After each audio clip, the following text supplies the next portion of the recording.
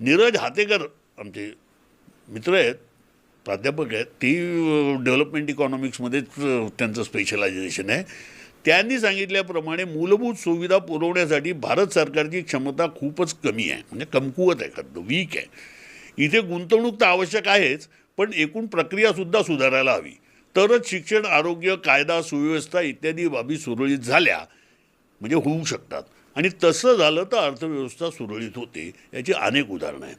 3-3 कोटी रुपये देऊन एक नोकरी तयार करण्यापेक्षा या व्यवस्थांमध्ये गुंतवणूक केली तर जास्त नोकऱ्या मिळतील आणि सर्वसमावेशक आर्थिक विकासही होईल. फुकट पैसे आणि वस्तू वाटायची गरज राहणार नाही. शासनाने मतं मिळवण्यासाठी आपलं काम म्हणजे मूलभूत सुविधा पुरवणं, कायदा सुव्यवस्था राखणं वगैरे करावं.